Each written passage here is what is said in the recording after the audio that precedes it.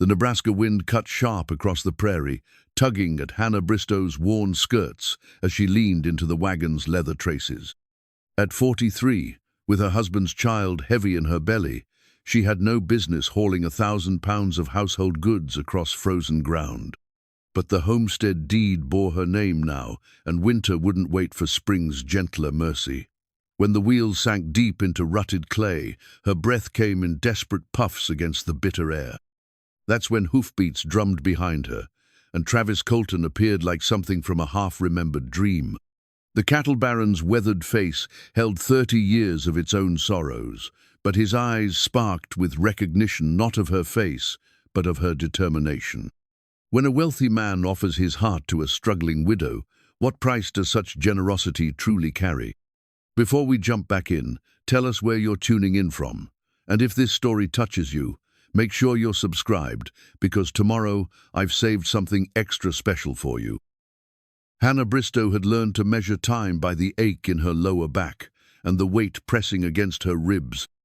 7 months along now, carrying Samuel's final gifter burden, depending on how the wind blew her thoughts. The homestead deed crinkled in her coat pocket every time she shifted the wagon's leather traces across her shoulders, a constant reminder of why she pushed herself across this God-forsaken stretch of Nebraska territory when any sensible woman would have found shelter weeks ago. Samuel Bristow had been a dreamer, bless his restless soul. For 12 years of marriage, he'd chased one scheme after another: gold in Colorado, silver in Montana, timber rights in Oregon. Always convinced the next venture would make their fortune, always leaving Hannah to tend their small farm outside Omaha while he disappeared for months at a time. She'd grown accustomed to his absences, even found a certain peace in the quiet rhythm of chickens and garden work, the predictable cycle of seasons unmarked by her husband's fevered plans. The telegram had arrived on a Tuesday morning in October, delivered by young Billy Fletcher, who couldn't meet her eyes as he handed over the yellow paper. Mining accident, it read. Samuel Bristow deceased. Effects to follow. 16 words that changed everything, that left her with a belly growing rounder each day, and debts she hadn't known existed until the creditors came calling. But Samuel had surprised her one final time. Among his few possessions shipped back from the Colorado mining camp, she'd found the deed to 160 acres in the Nebraska Territory good farmland, according to the surveyor's notes. With a creek running through the southwest corner and timber enough for building, he'd purchased it with his last strike, a modest vein of silver that had played out just before the cave-in took his life. Take it, the bank manager had advised, his voice gentler than usual as he reviewed her husband's debts.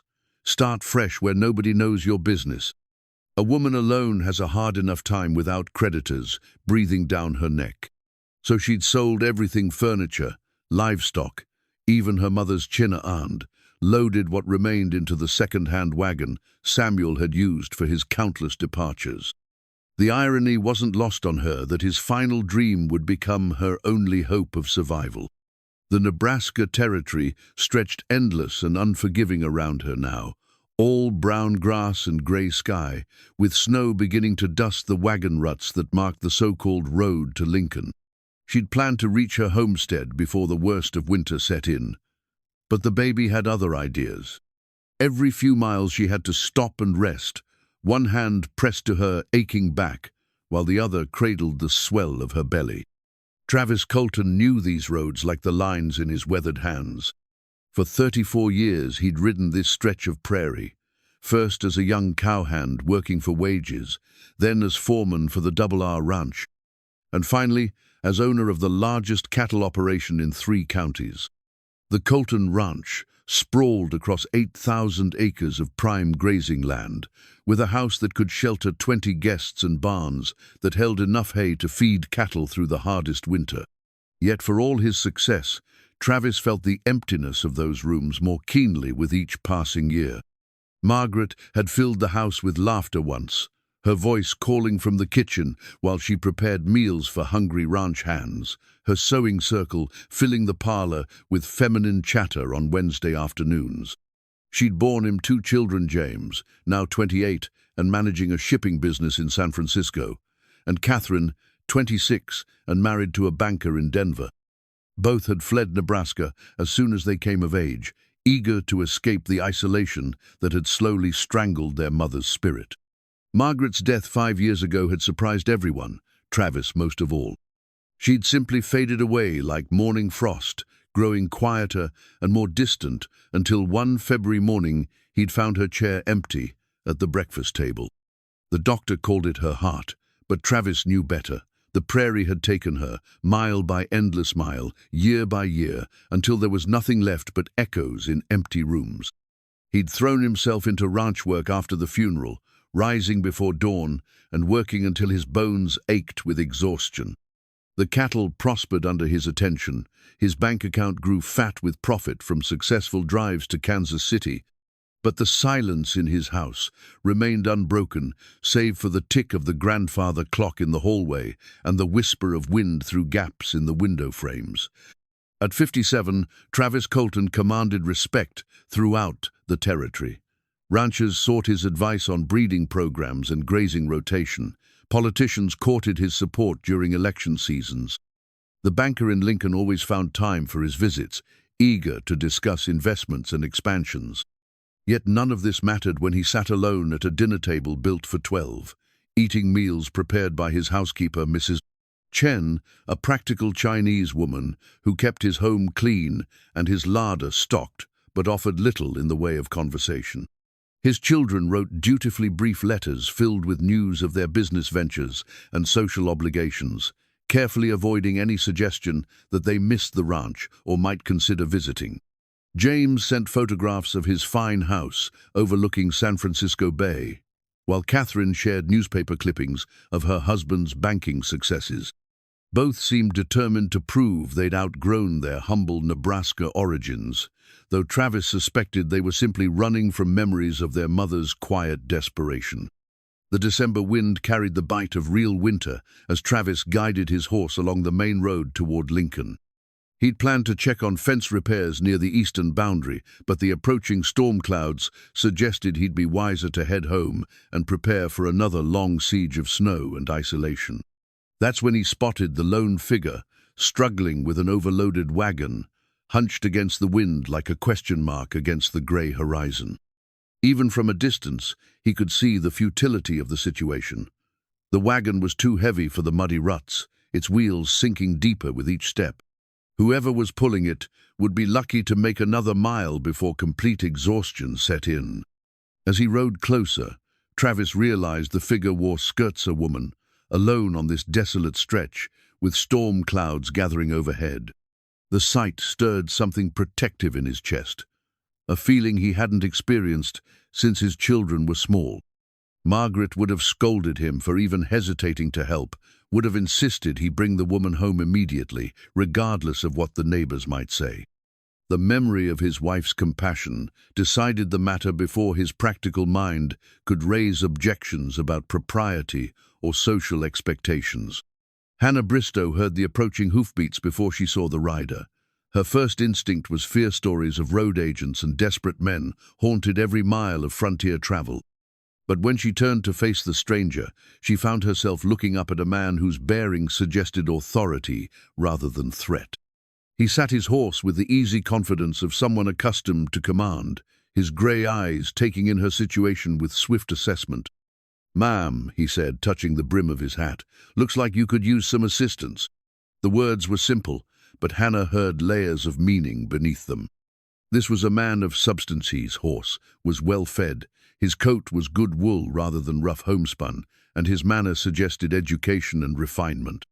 Yet he spoke to her with genuine respect, not the condescending charity she'd grown to expect from men of means.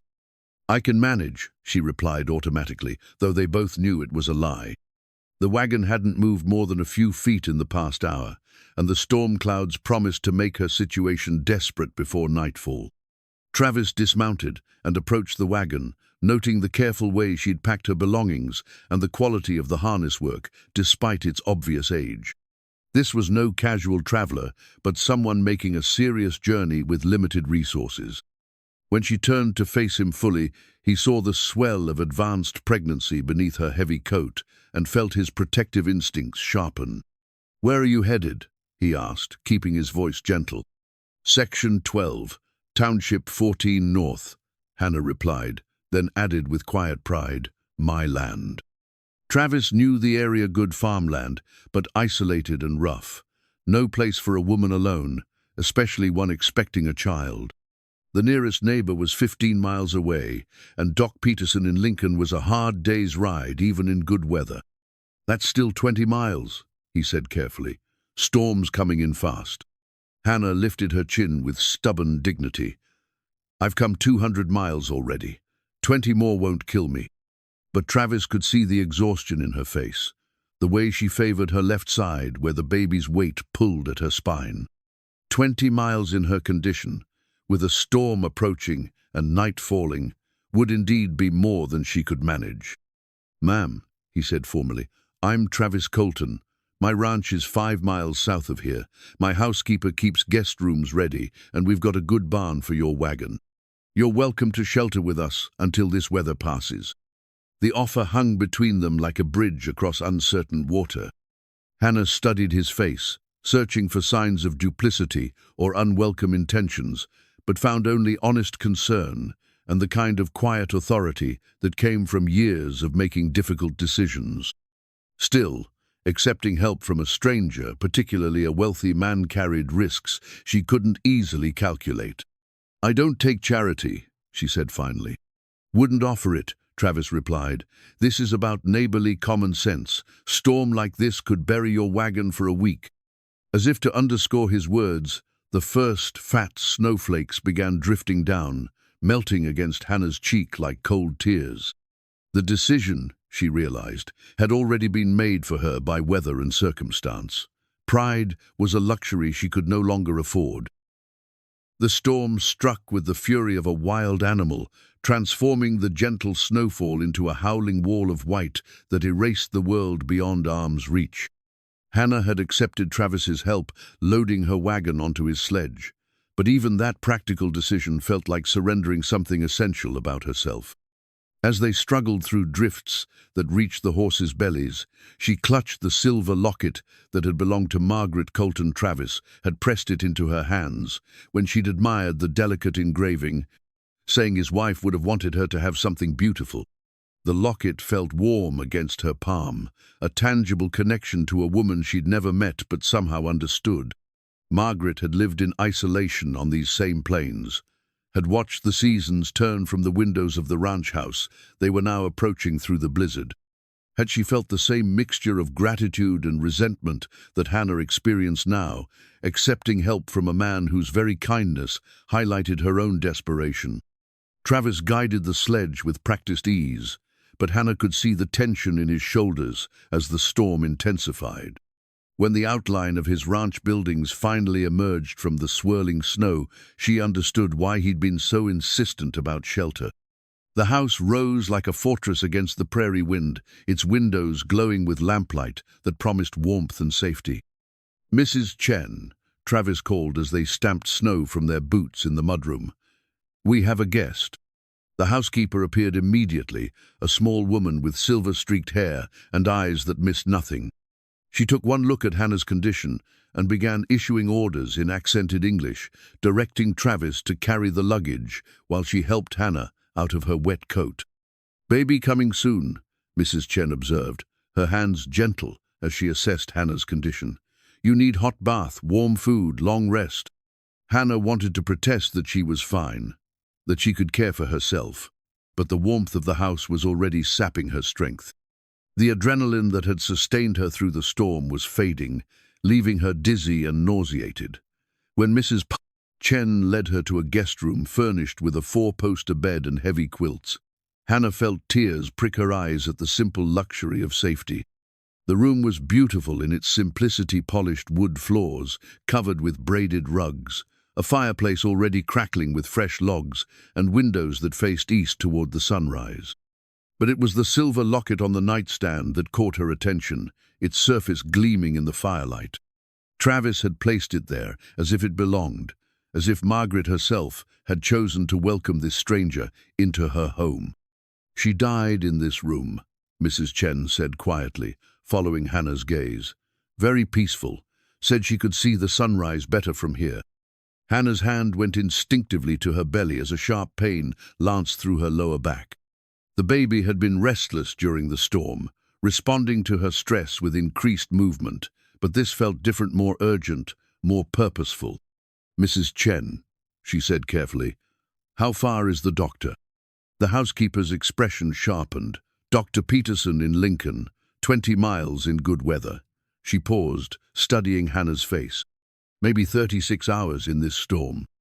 Another pain gripped Hannah, stronger this time, and she had to brace herself against the bedpost.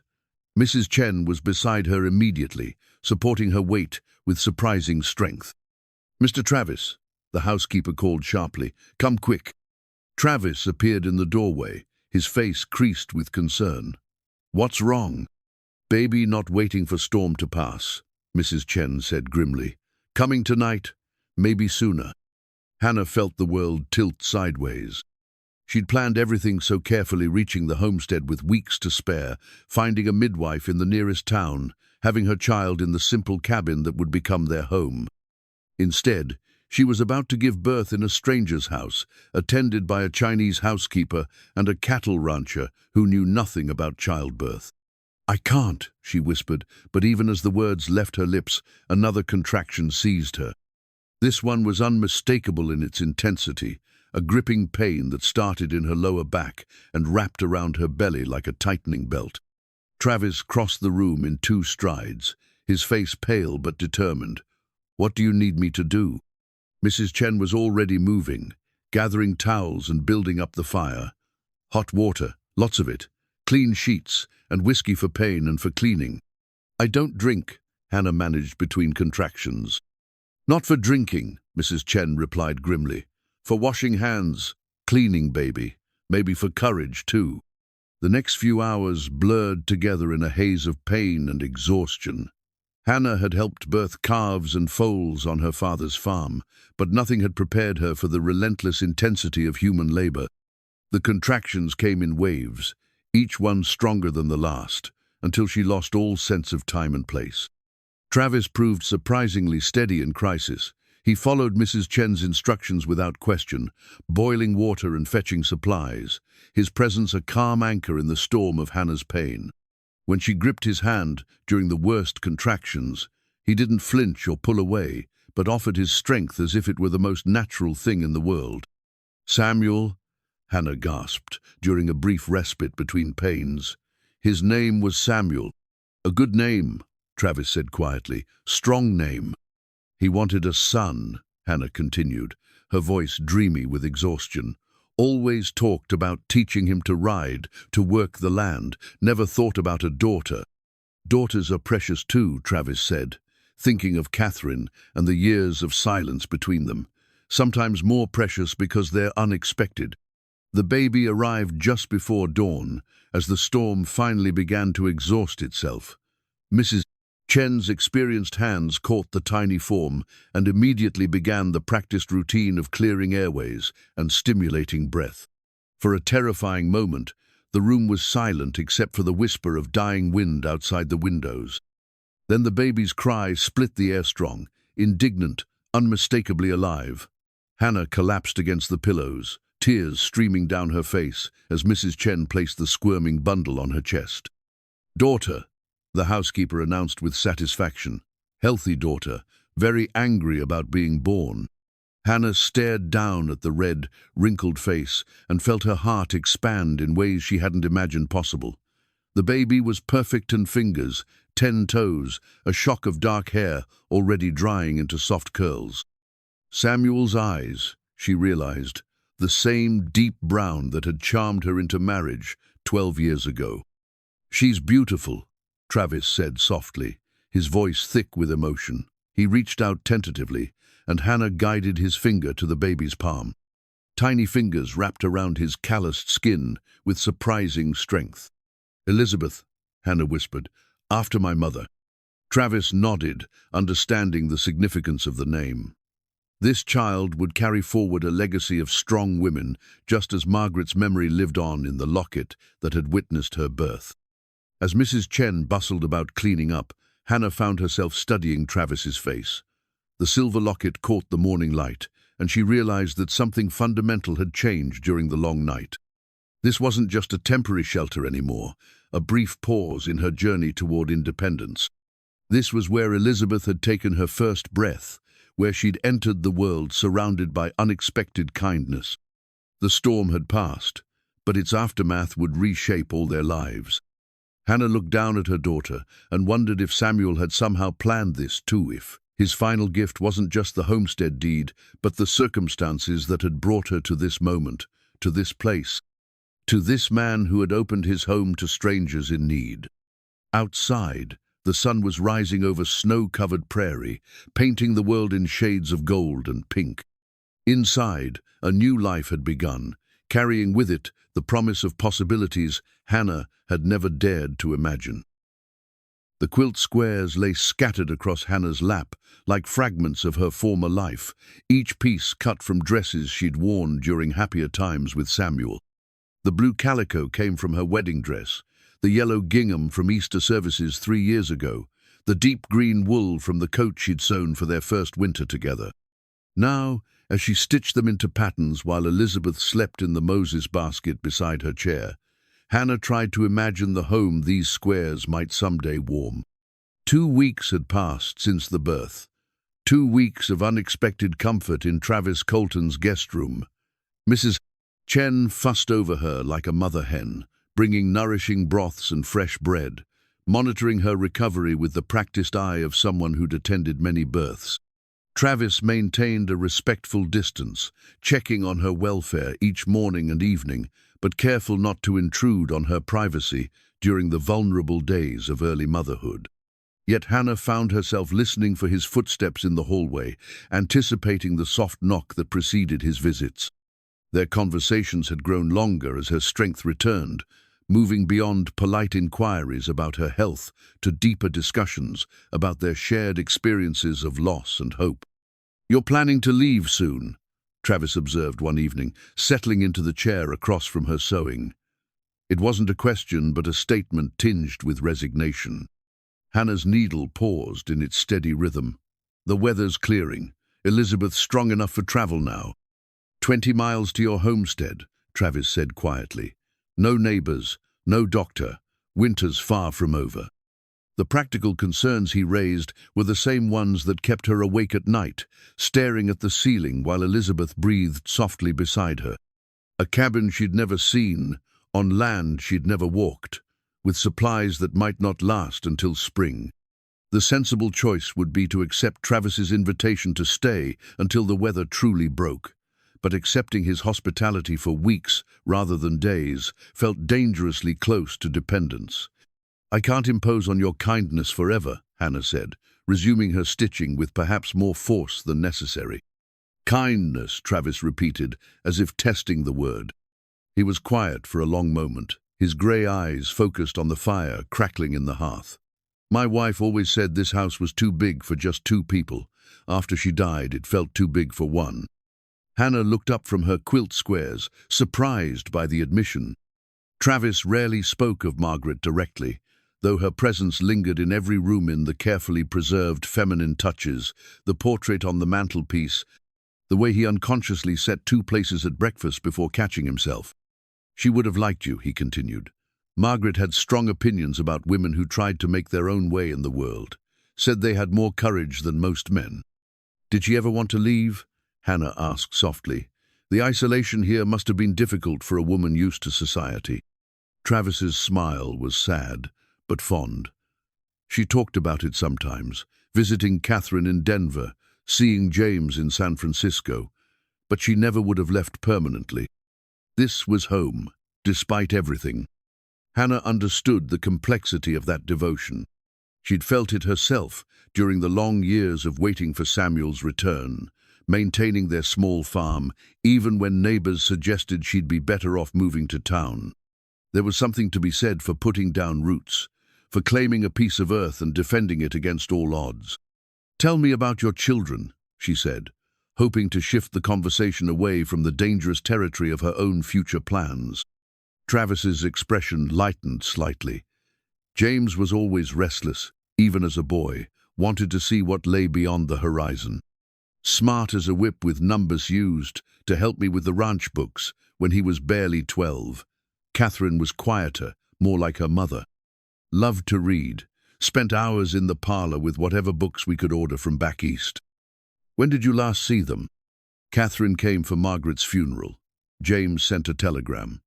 The hurt in his voice was carefully controlled, but unmistakable. They have their own lives now. Can't blame them for not wanting to come back to a place that holds difficult memories. Hannah thought of her own childhood, raised by parents who'd built their marriage on mutual respect and genuine affection. Samuel had never offered her that kind of partnership. He'd been too caught up in his dreams to fully engage with the reality of daily life together.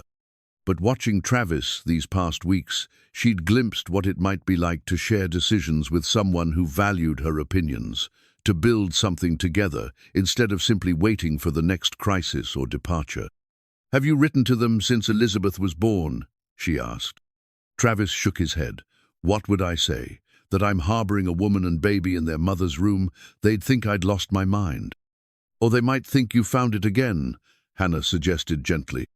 The comment hung between them, heavy with implications neither was quite ready to address directly. Hannah returned to her sewing, but her thoughts were far from the careful stitches that would bind these fabric pieces into something useful and beautiful. That night, after Mrs. Chen had retired to her small apartment above the kitchen, and Travis had disappeared into his study with ranch account books, Hannah stood at her bedroom window watching moonlight transform the snow-covered prairie into a silver dreamscape. Elizabeth stirred in her basket, making the soft mewing sounds that preceded full wakefulness. As Hannah lifted her daughter for nighttime feeding, she caught sight of her reflection in the dark window glass. The woman looking back at her seemed different from the desperate widow who'd struggled with an overloaded wagon just weeks ago. This woman had color in her cheeks again, strength in her shoulders, and something else, a cautious hope that hadn't been there before. Elizabeth latched on hungrily, one tiny fist waving in the air, as if emphasizing her determination to thrive. Hannah smoothed the soft dark hair and wondered what kind of future she was stitching together with her quilt squares and her impossible dreams. The homestead still waited, a legal document that promised independence but might deliver only isolation. Yet here in this warm room, surrounded by evidence of another woman's life and love, she could imagine different possibilities. The next morning brought unexpected visitors. Hannah heard the jingle of harness and the stamp of horses in the yard, followed by voices on the front porch. She was nursing Elizabeth when Mrs. Chen appeared at her door with an expression of barely controlled disapproval. "Ladies from town," the housekeeper announced. "Want to see you." Hannah's stomach tightened. She'd been dreading this moment, the inevitable social call from local women who would assess her situation with sharp eyes and sharper tongues. In a community where reputation meant everything, her presence in Travis Colton's house during his wife's absence would require careful explanation.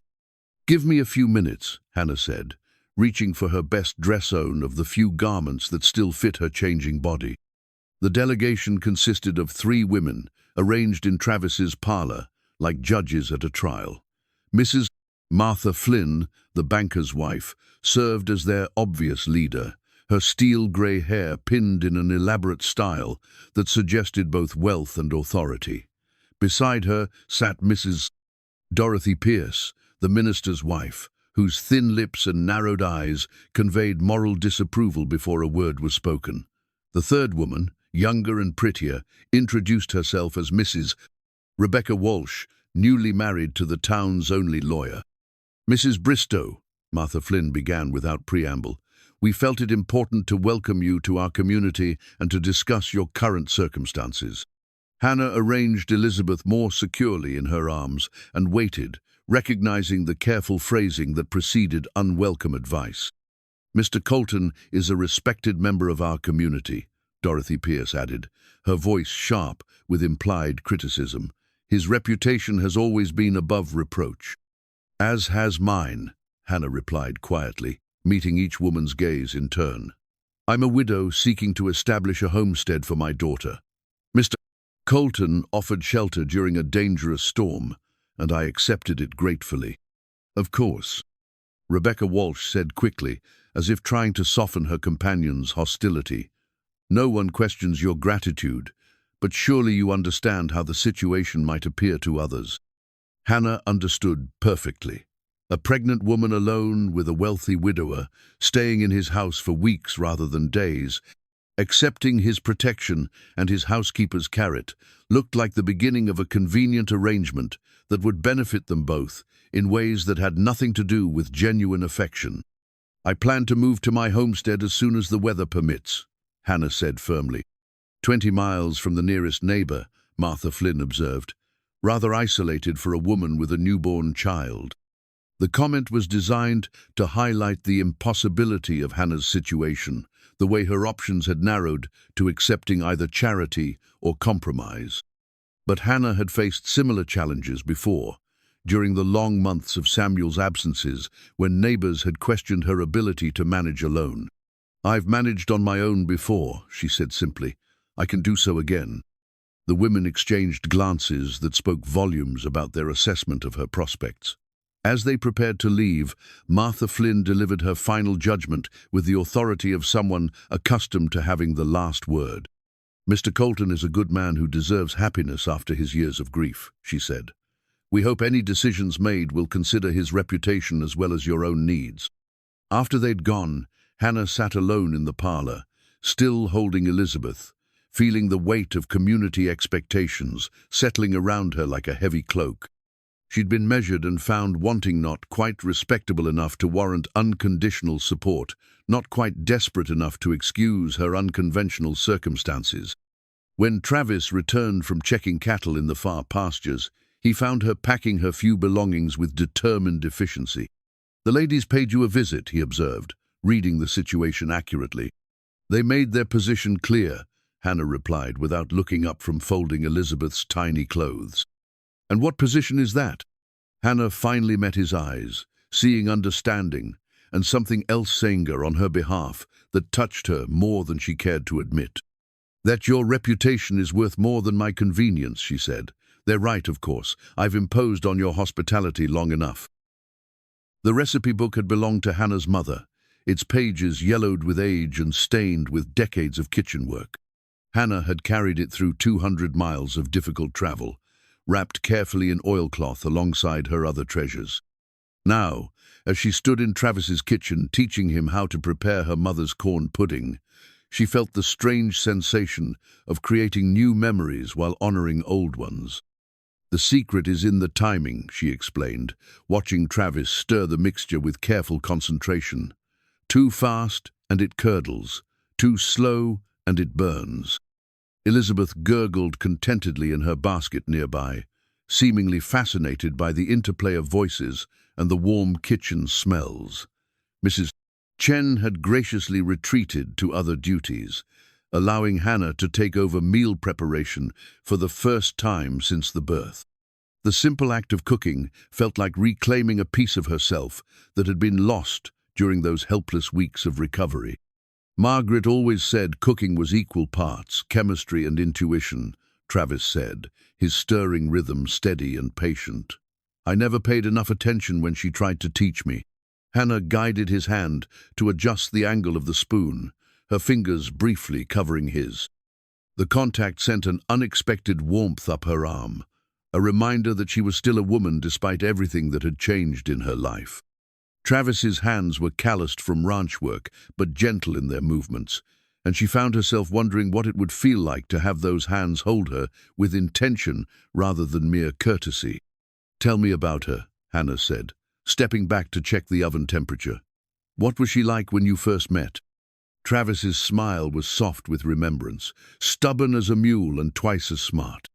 Her father owned the mercantile in town, and she had opinions about everything: politics, literature, the proper way to raise cattle. Most men found her intimidating. "But not you." "I was too young and too smitten to be intimidated," Travis admitted. "She could argue circles around me about everything from Shakespeare to cattle breeding, and I loved every minute of it." Hannah felt a pang of something that might have been envy. Samuel had been charming and passionate, but he'd never sought her opinions on anything more substantial than what to plant in the kitchen garden. Their conversations had been pleasant but shallow, lacking the intellectual partnership Travis described with evident fondness. "She sounds remarkable," Hannah said carefully. She was, but she was also lonely here, especially after the children left. I think she felt trapped by my success, grateful for the comfort it provided, but resentful of the isolation it required. The honesty in his admission touched Hannah deeply. Most men would have painted their deceased wives as perfectly content, unwilling to acknowledge the sacrifices marriage had demanded. Travis's willingness to admit Margaret's struggles suggested a depth of understanding that spoke well of their relationship, even as it revealed its limitations. The corn pudding emerged from the oven, golden and fragrant, a success that pleased them both disproportionately. As they sat down to dinner, Travis produced a bottle of wine from his personal collection, a luxury Hannah hadn't enjoyed since before Samuel's death. "To new traditions," he said, raising his glass. "To new traditions," Hannah echoed, though the words felt weighted with possibilities she wasn't ready to name. Over the meal, their conversation deepened in ways that surprised them both.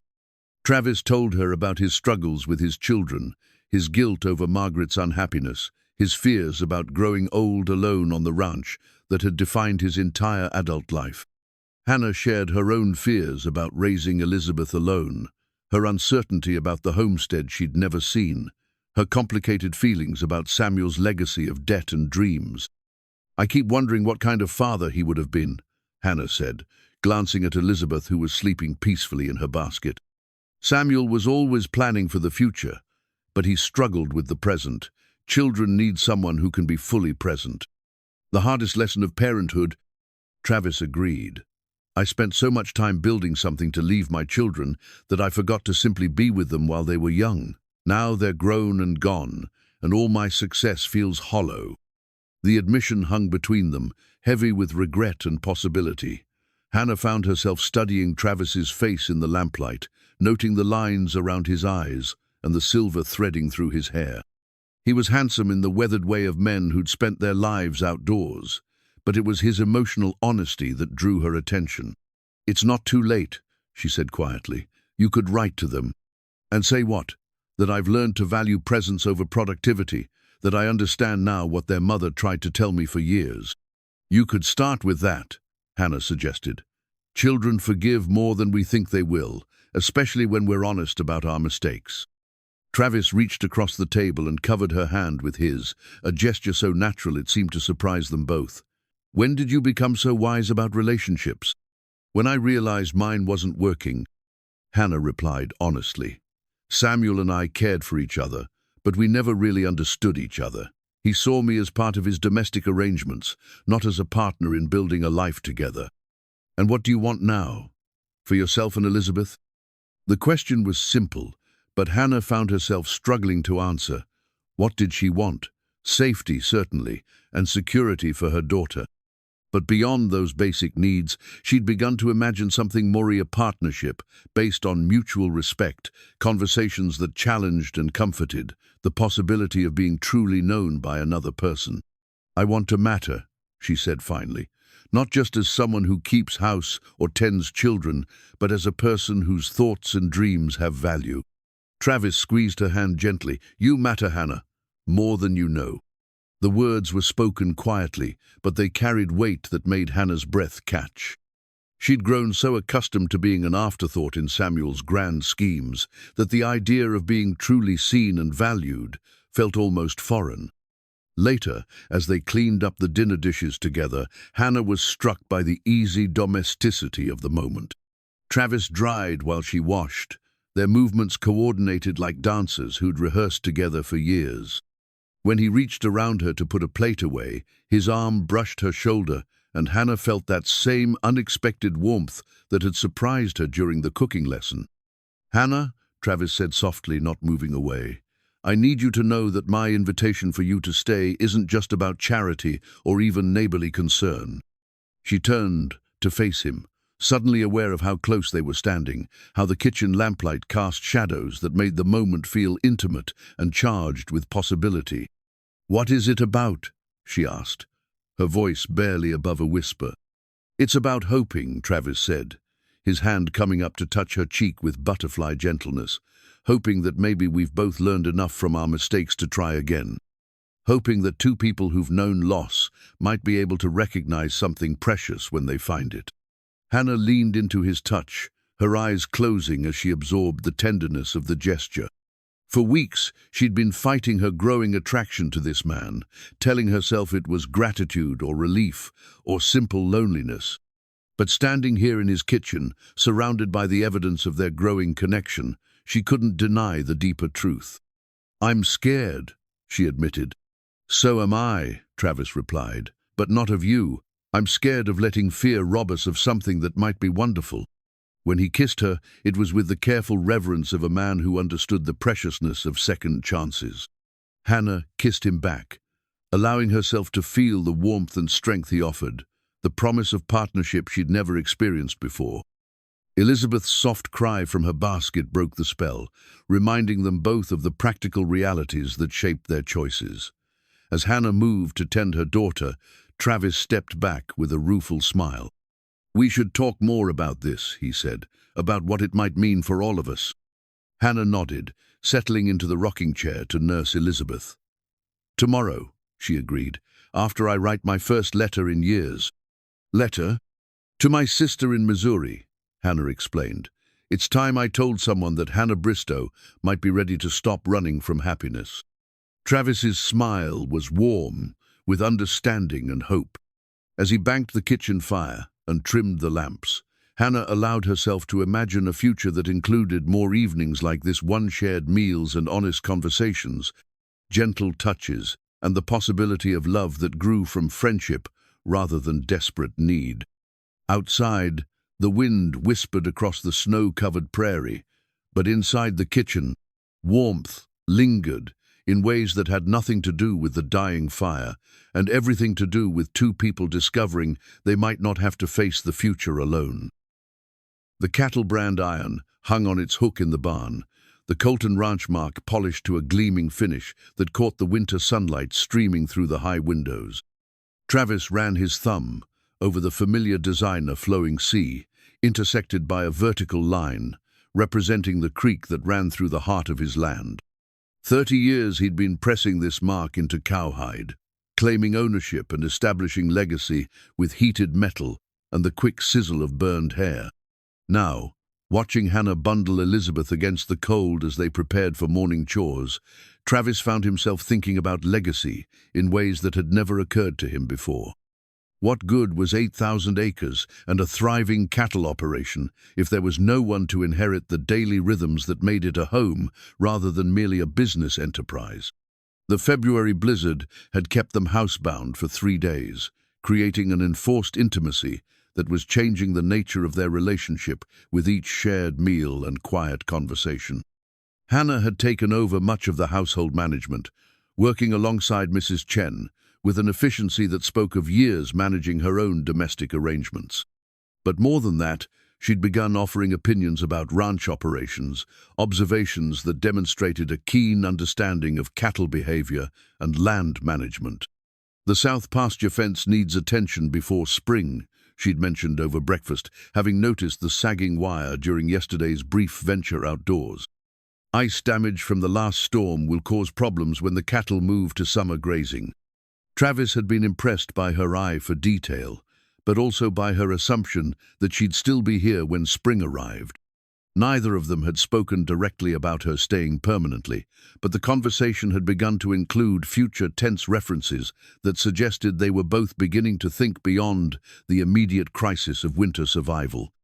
"Help me with the morning feeding," Travis asked now, noting how Elizabeth seemed perfectly content, bundled in Hannah's arms, wide eyes taking in everything around her with the alert curiosity of a healthy infant. "Of course," Hannah replied, adjusting the blanket around her daughter. "Mrs. Chen can watch Elizabeth while we check the cattle in the near pastures."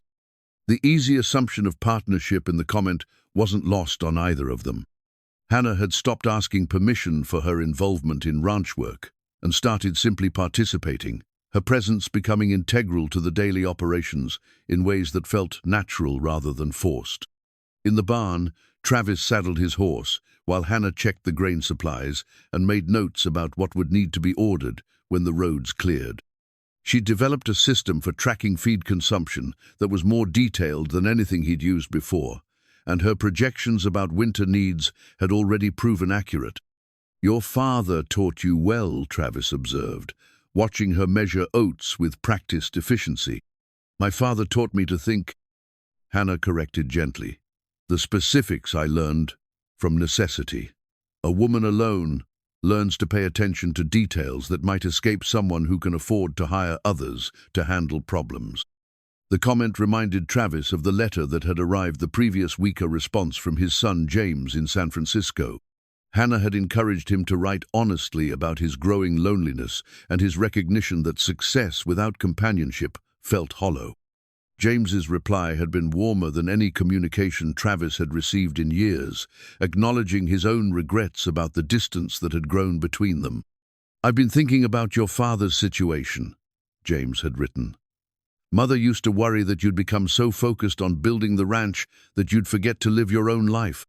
If you found someone who helps you remember what really matters, Catherine and I would like to know about her." The letter had given Travis hope that his children might be more understanding about his growing feelings for Hannah than he'd dared to expect. But it had also forced him to confront the question of what exactly he was hoping for in this evolving relationship. As they rode out to check the cattle, Hannah proved herself an able horsewoman, despite months away from riding. She'd borrowed one of Margaret's riding habits, and while it was slightly too large, she wore it with the unconscious grace of someone comfortable in the saddle. Elizabeth rode contentedly in a sling across Hannah's chest, seemingly unfazed by the gentle motion of the horse. "She's a natural," Travis said, watching Hannah guide her mount around a snowdrift with easy competence. "Elizabeth or me?" Hannah asked with a smile. "Both," Travis replied, and meant it. Elizabeth had adapted to ranch life with the flexibility of infancy, sleeping peacefully through the sounds of cattle and horses, even seeming to enjoy the outdoor excursions that were becoming part of their daily routine. And Hannah moved through the landscape as if she'd been born to it, reading weather signs and animal behavior with instinctive accuracy. They found the cattle clustered in the shelter of trees near the creek, the herd healthy and well-fed despite the harsh weather. Travis watched Hannah count heads with the systematic thoroughness of someone who understood that accurate records could mean the difference between profit and loss. 47, she announced, all accounted for. "You don't miss much," Travis said admiringly. "Can't afford to," Hannah replied pragmatically. "When you're responsible for something, you pay attention to every detail." The comment struck Travis as emblematic of their fundamental difference in approach to responsibility. He'd always thought in terms of big-picture strategy, delegating daily operations to capable foremen while he focused on expansion and investment. Hannah thought in terms of immediate care and attention, understanding that success grew from countless small decisions made with consistency and dedication. On the ride back to the house, Hannah brought up a subject that had been on both their minds, but neither had directly addressed. "Travis," she said carefully, "what are you planning to tell people about my situation here?" It was a fair question. The winter had provided natural justification for Hannah's extended stay, but spring would eliminate the weather excuse and force them to either formalize their arrangement or acknowledge that propriety demanded her departure. "What would you like me to tell them?" Travis asked. "The truth," Hannah said simply. "Whatever that turns out to be." Travis guided his horse closer to hers so they could speak more privately. "And what do you think the truth is?" Hannah was quiet for a long moment, her eyes focused on the snow-covered prairie stretching endlessly around them. "I think the truth is that we're both trying to figure out whether two people who've made mistakes in love can learn to do better the second time." "And do you think we can?" "I think we're already learning," Hannah said softly. "The question is whether we're brave enough to admit it to ourselves and to everyone else." That evening, as they sat by the fire after dinner, Travis made a decision that had been building for weeks. He pulled out writing materials and began composing a letter to his daughter Catherine in Denver. "What are you writing?" Hannah asked, looking up from the baby clothes she was mending. "An invitation," Travis said. "I'm asking Catherine to come for a visit this spring. I want her to meet you and Elizabeth." Hannah's hands stilled on her sewing. "Are you sure? What if she disapproves?" "Then she'll have to learn to live with disappointment," Travis said firmly. "I've spent 5 years trying to preserve Margaret's memory by keeping everything exactly as she left it. But Margaret would be the first to tell me that honoring someone's memory doesn't mean refusing to live your own life." Hannah set down her mending and moved to the window, gazing out at the moonlit landscape.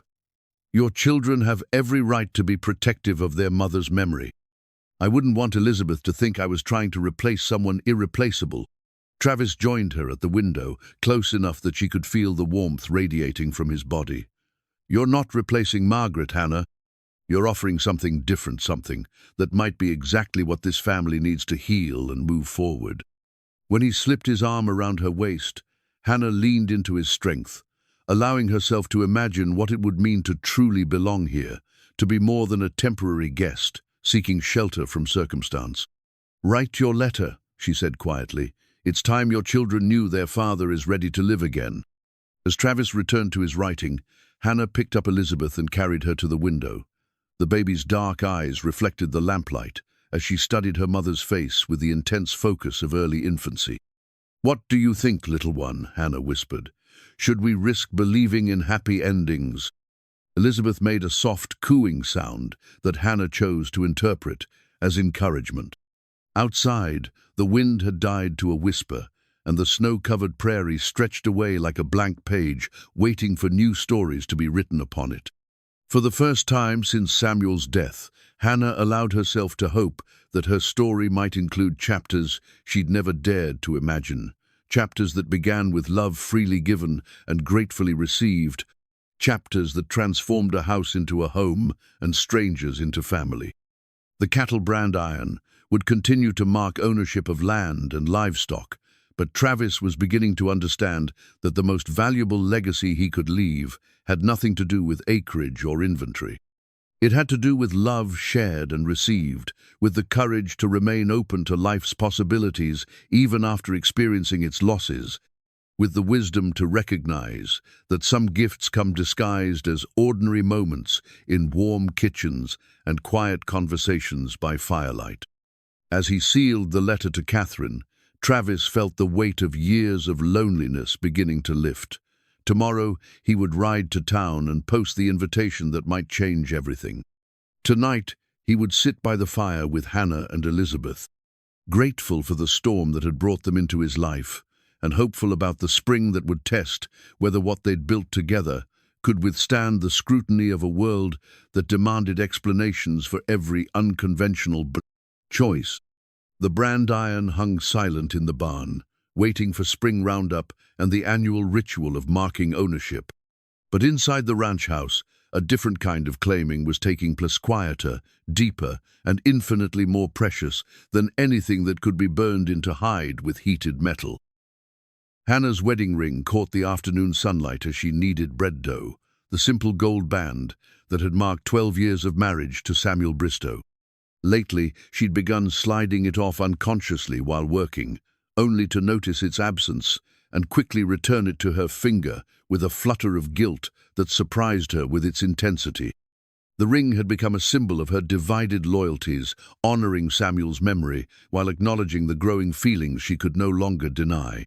3 months had passed since Elizabeth's birth, 3 months of daily intimacy with Travis that had deepened from friendship into something more complex and precious. Yet the ring remained, a tangible reminder of promises made and a life that felt increasingly distant from her current reality. "You're thinking too hard again," Travis observed from the kitchen doorway, where he'd been watching her work with an expression of quiet contentment. Hannah looked down to discover she'd been kneading the dough far longer than necessary, her hands working through her internal conflicts with mechanical precision. The ring gleamed accusingly in the flour-dusted light, and she found herself twisting it nervously around her finger. "Tell me about your first marriage," she said suddenly, surprising them both with the directness of the request. Not just the happy memories, but the real struggles. What did you learn that you wish you'd known then? Travis moved to the sink to wash his hands, considering his response with the careful attention he'd learned to give Hannah's questions. She never asked anything casually, and her willingness to probe deeper truths had become one of the things he valued most about their growing intimacy. I learned that love isn't enough if you don't know how to share a life, he said finally. Margaret and I loved each other deeply, but we never learned to want the same things at the same time. I wanted to build something lasting for our children's future. She wanted to enjoy the present we already had. Hannah shaped the bread into loaves, her movements thoughtful and deliberate. And now, what do you want now? Both, Travis said without hesitation. I want to build something that lasts, but I also want to appreciate what we have today. I want to plan for Elizabeth's future, while also enjoying watching her discover the world around her. The comment made Hannah pause in her work, flour-dusted hands resting on the wooden work surface. Elizabeth isn't your responsibility, Travis. You don't owe us anything beyond the kindness you've already shown. Kindness, Travis repeated, the same way he'd tested the word months ago during their first real conversation. Hannah, what we have here isn't about obligation or charity. It's about choosing to build something together because we want to, not because we have to. Hannah felt the familiar tightness in her chest that came whenever their relationship moved toward territory that felt too good to be true.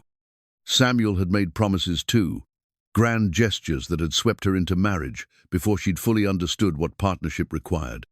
But Travis was different, steadier, more present, more willing to discuss the practical realities that underpinned romantic feelings. I'm afraid, she admitted, unconsciously sliding the ring off her finger and setting it beside the bread pans. I'm afraid of making the same mistakes, of wanting something so much that I ignore the warning signs.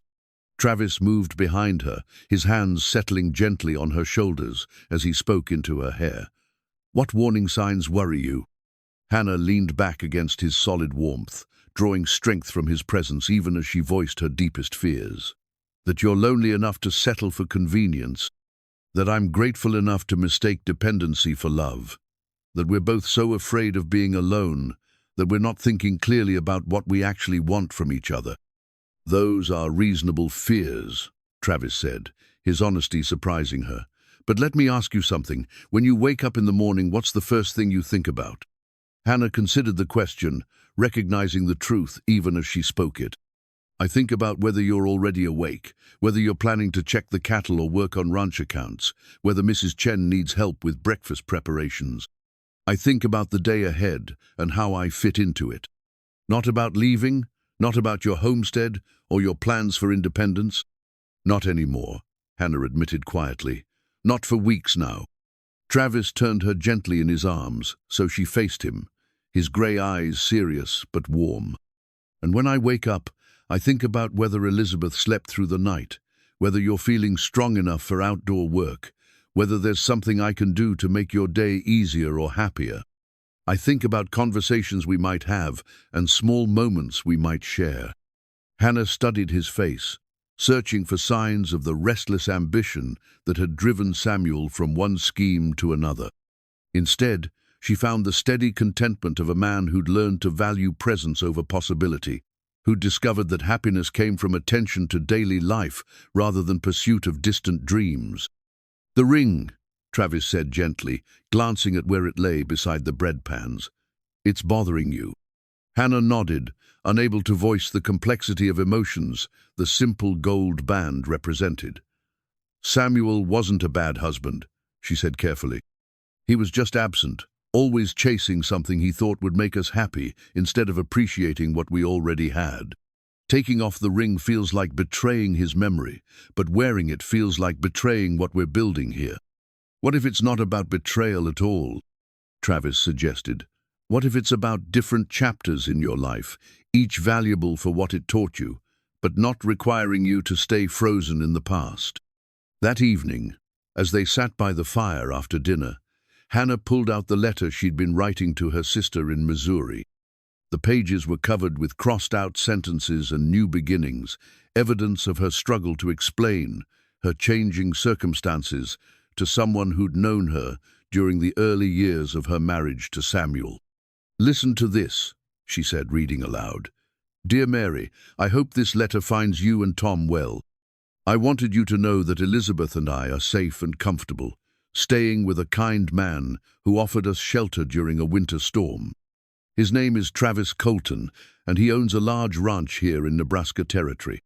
She paused, looking up at Travis with a rueful smile. "It sounds so formal, so careful, like I'm trying to convince myself as much as Mary that everything is perfectly proper."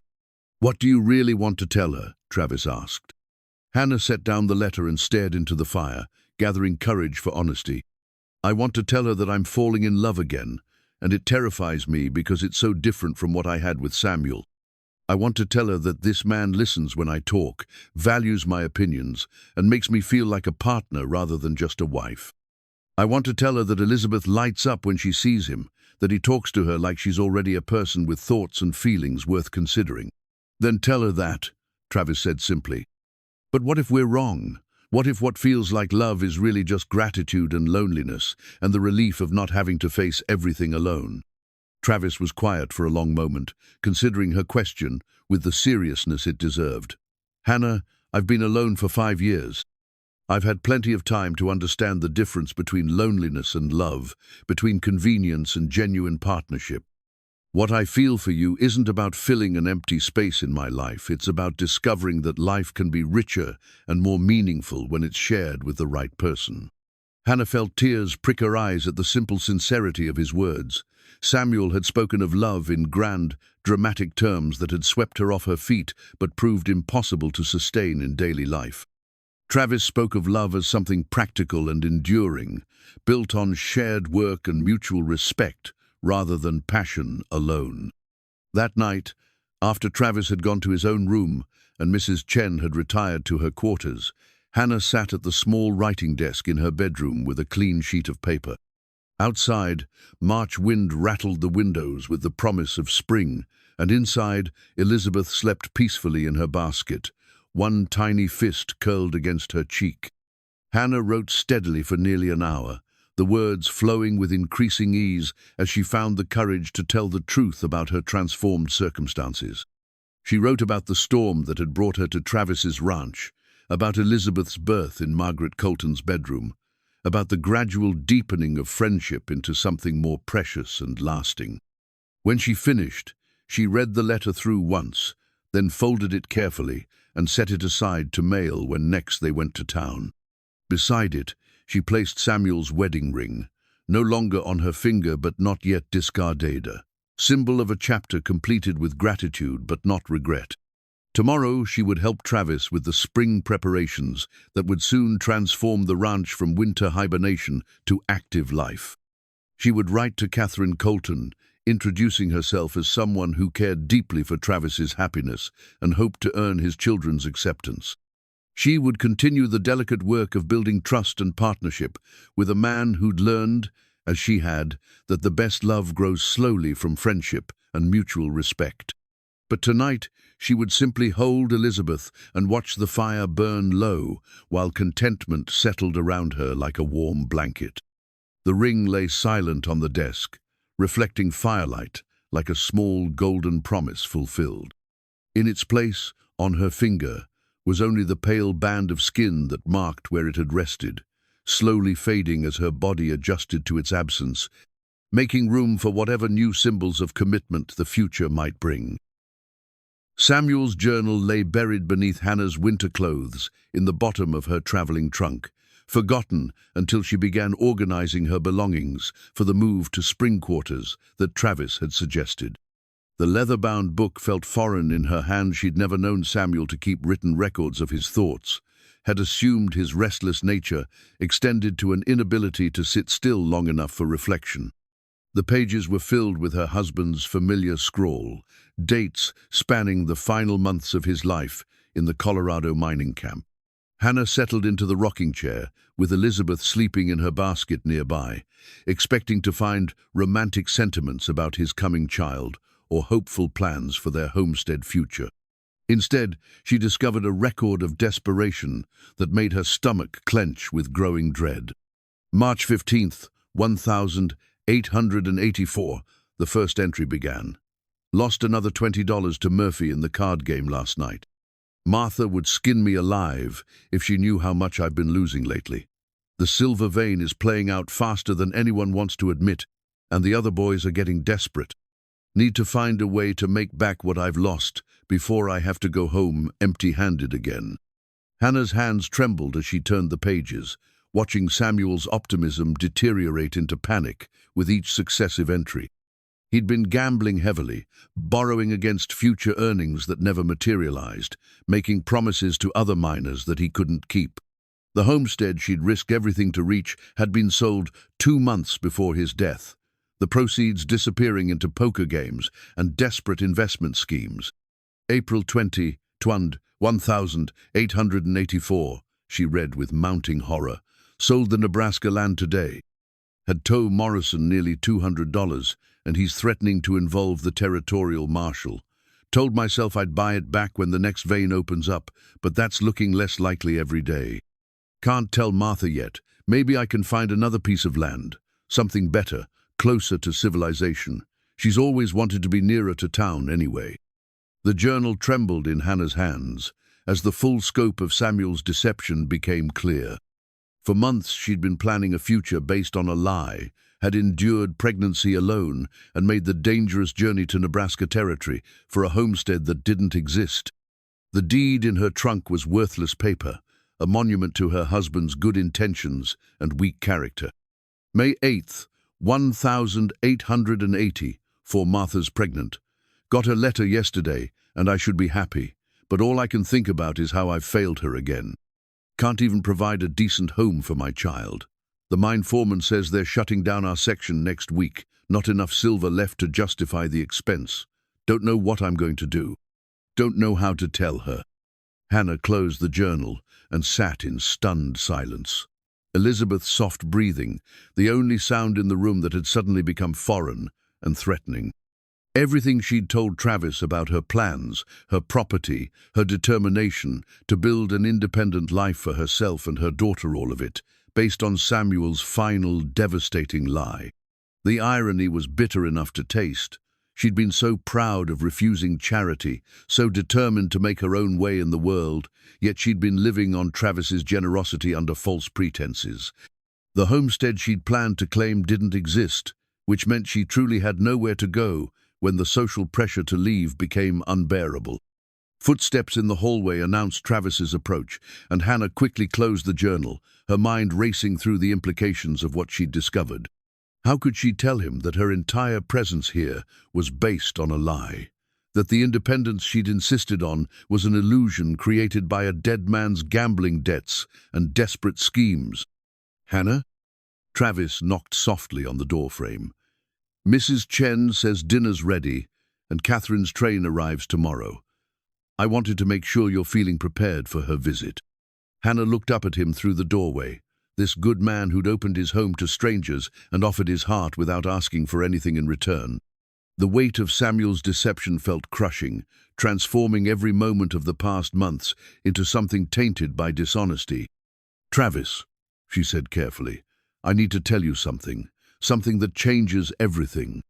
He stepped into the room, immediately noting her distressed expression and the journal clutched in her hands. What's wrong? Hannah held up the leather-bound book as if it were evidence in a trial. Samuel kept a journal during his last months in Colorado. I found it today while organizing my things. Travis settled into the chair across from her, his expression growing serious as he read the devastation in her face. What does it say? It says that my husband was a liar and a fool, Hannah said, her voice steady despite the tears threatening to fall. It says that the homestead I've been planning to claim was sold months before Samuel's death to pay his gambling debts. It says that everything I've told you about my plans for independence was based on a worthless piece of paper and my own naive trust. The silence that followed was deafening. Hannah watched Travis absorb the information, saw the moment when he understood the full implications of her revelation. She was not a temporary guest, making responsible plans for her futures. He was a destitute widow, with no legal claim to property and no means of supporting herself and her child. "The deed," Travis said quietly. "Worthless," Hannah confirmed. "Samuel sold the land 2 months before he died.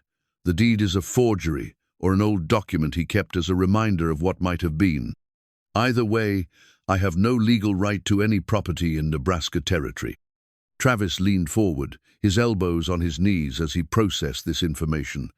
"Hannah, this doesn't change anything between us. You know that, don't you?" "It changes everything," Hannah said firmly. "Don't you see, I've been living here under false pretenses, accepting your hospitality while claiming I had alternatives.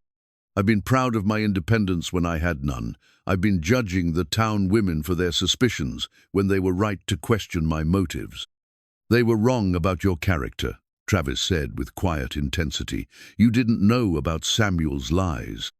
You came here in good faith, trying to build a life for your daughter based on information you had every reason to trust." Hannah shook her head, unable to accept his generous interpretation. "I should have suspected something. Samuel was always chasing schemes that were too good to be true. A homestead deed that appeared after his death should have raised questions I was too desperate to ask." "You were grieving and pregnant and trying to survive," Travis replied. "You made the best decisions you could with the information you had." The kindness in his voice only made Hannah's shame more acute. She'd been so careful to maintain her dignity, so determined not to be seen as a charity case or fortune hunter. Yet, circumstances had conspired to make her exactly what she'd feared, becoming a woman with no options who had to depend on a man's generosity for basic survival. "What will you tell Catherine?" Hannah asked, voicing the practical concern that made her situation even more untenable. "That you're harboring a destitute widow who has nowhere else to go. That her father has been taken in by a woman whose circumstances are even more desperate than they appeared." Travis was quiet for a long moment, and Hannah could see him working through the social complications her revelation had created. A woman staying temporarily while making arrangements for her own property was one thing. A woman staying indefinitely because she had no other options was quite another in the eyes of society. "I'll tell Catherine the truth," he said finally.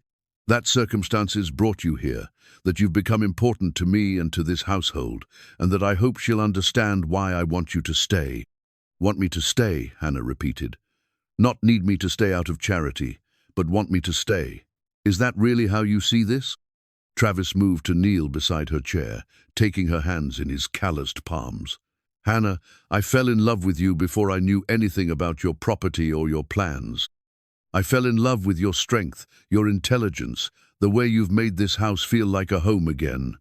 Samuel's lies don't change who you are or what you mean to me."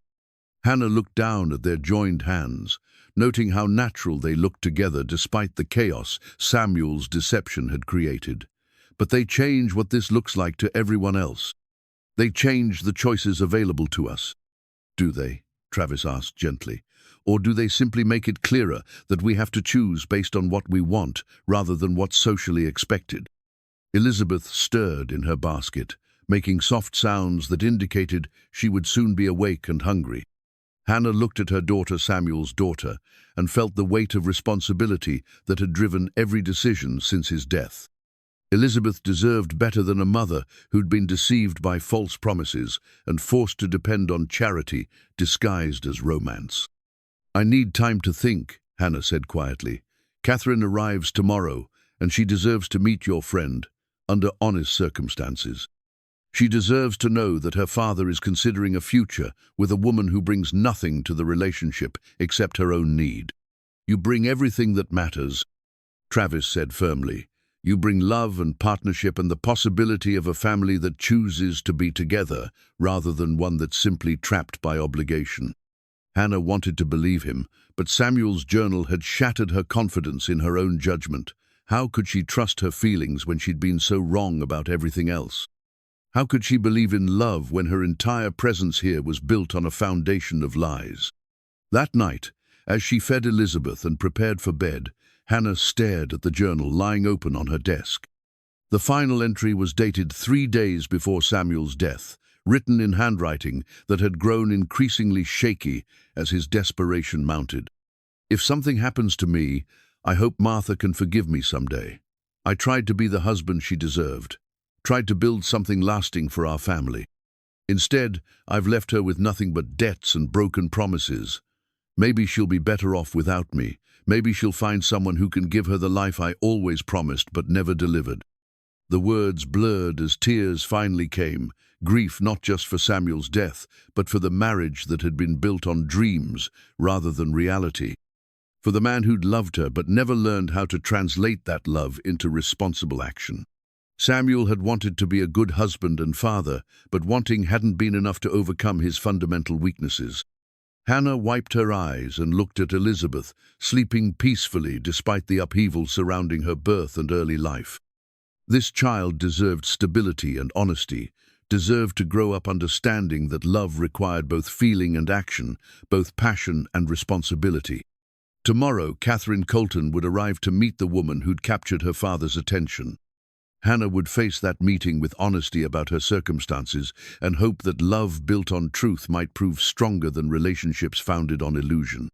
Samuel's journal had destroyed her plans for independence, but it had also freed her from the burden of maintaining a fiction that had never been sustainable.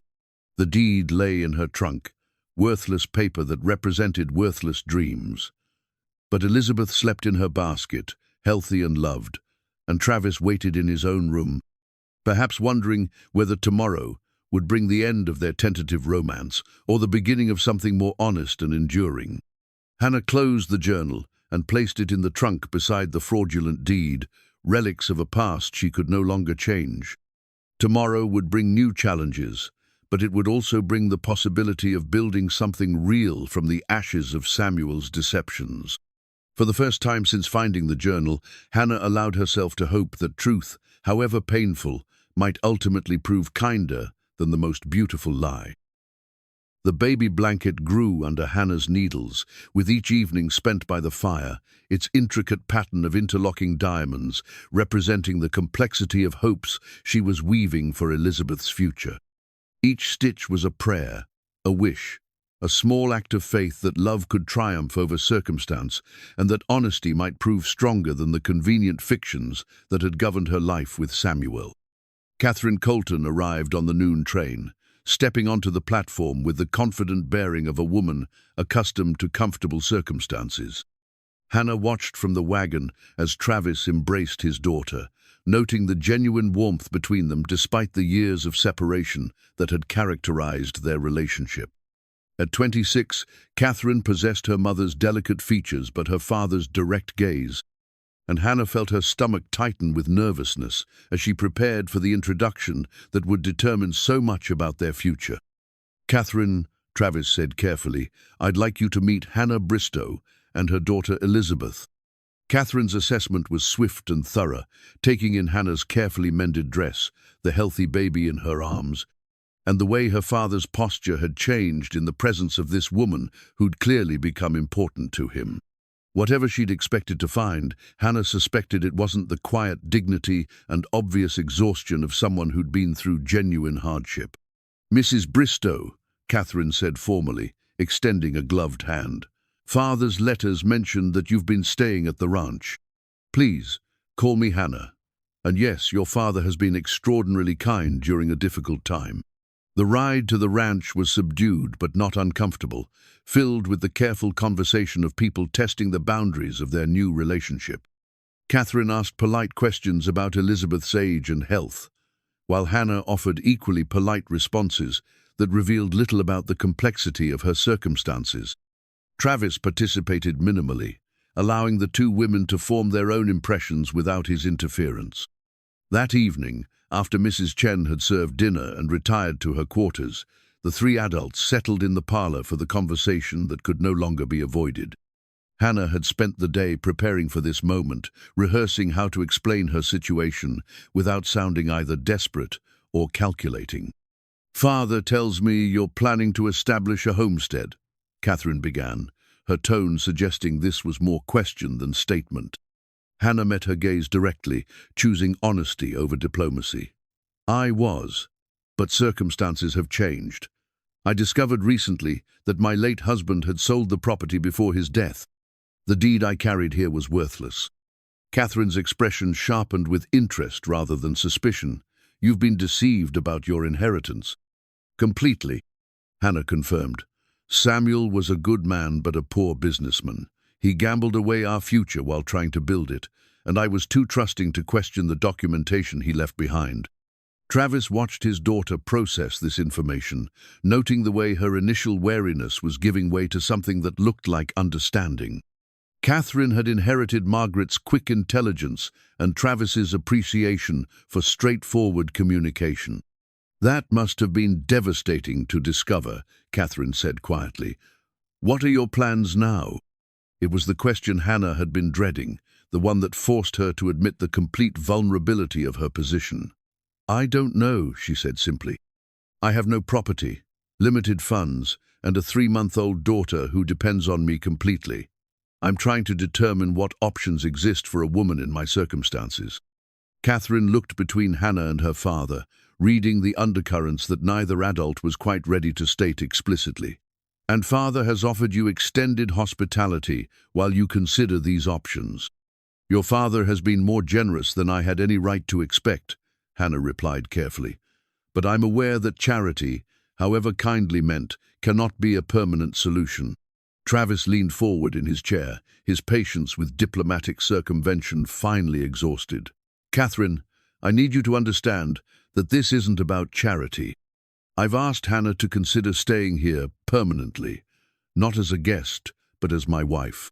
The words hung in the air like a challenge thrown down, forcing all three of them to confront the reality that had been building for months.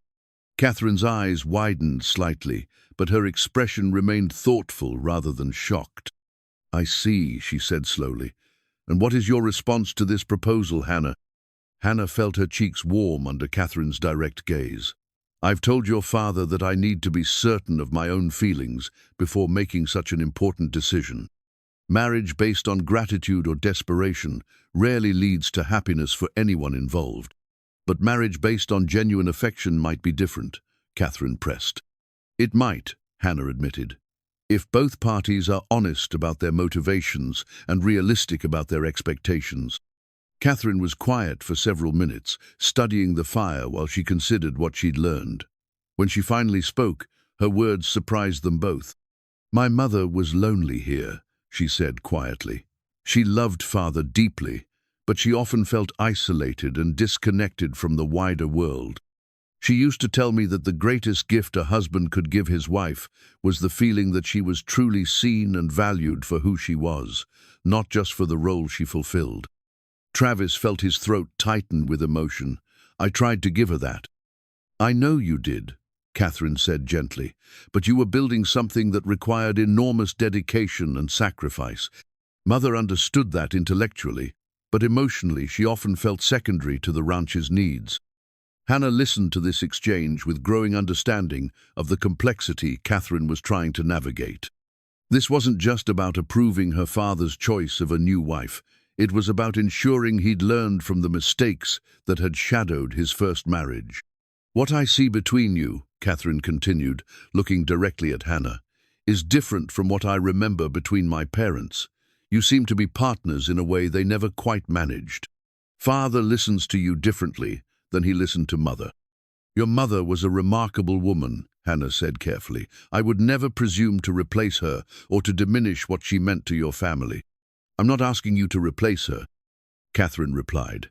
I'm asking if you love my father enough to build something new with him, something that honors what came before, without being trapped by it. The question was more direct than Hannah had expected, cutting through weeks of careful consideration to the heart of her uncertainty. Did she love Travis? Or was she simply grateful enough and desperate enough to mistake dependence for devotion? I do love him, Hannah said quietly, the admission feeling both liberating and terrifying. I love his kindness and his strength, his willingness to listen, and his ability to make decisions when action is required. I love the way he talks to Elizabeth as if her thoughts matter, and the way he's helped me rediscover parts of myself I thought Samuel's death had killed. Catherine smiled for the first time since arriving, the expression transforming her serious face into something warmer and more approachable. Then perhaps the question isn't whether you should marry father, but when and how to make the announcement that will cause the least scandal in town. Travis felt a weight lift from his shoulders that he hadn't realized he'd been carrying. His daughter's approval wasn't essential for his happiness, but having it made the future feel more secure and promising. "There's something else you should know," Hannah said, reaching for the baby blanket she'd been working on. "I'm pregnant again." The words tumbled out before she could reconsider them, driven by an impulse toward complete honesty that the evening's conversation had encouraged. Travis's head snapped up in surprise, while Catherine's eyes widened with genuine shock. "Pregnant," Travis repeated, his voice filled with wonder rather than concern. 2 months along, according to Mrs. Chen's calculations. Hannah confirmed, her hands trembling slightly as she continued knitting. "I wasn't certain until this week, and I wanted to tell you both together." Catherine looked between her father and Hannah with new understanding. "Well," she said finally, "that certainly changes the timeline for any wedding announcements." Travis moved to kneel beside Hannah's chair, his hand covering hers as she worked the delicate stitches that would soon wrap around another child. Their child. "Are you well? How are you feeling?" "Tired but healthy," Hannah replied, noting the way his immediate concern was for her welfare rather than the social complications her condition would create. "Mrs. Chen says everything appears normal." "A baby," Travis said softly, as if testing the words. "Our baby." The possessive pronoun struck Hannah with unexpected force. Elizabeth would always be Samuel's daughter, but this new life would belong completely to the family they were choosing to create together. The baby blanket in her hands was more than a practical necessity. It was a declaration of faith in their future, a tangible promise that love could indeed triumph over circumstance. Catherine watched her father's face transform with joy and felt the last of her reservations dissolve. Whatever concerns she'd harbored about his motivations or Hannah's character, she couldn't deny the genuine happiness radiating from them both.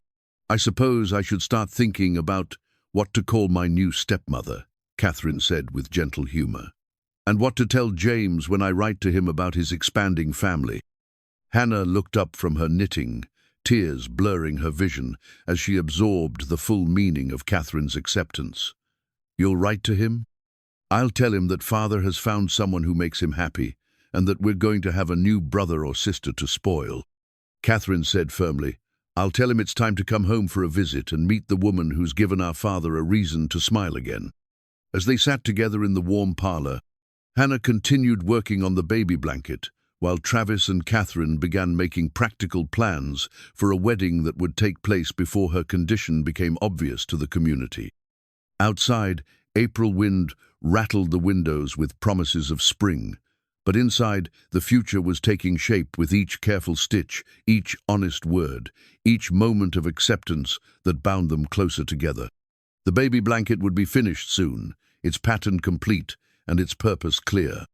Like the love growing between Hannah and Travis, it had been created slowly and deliberately, each element carefully considered and thoughtfully placed.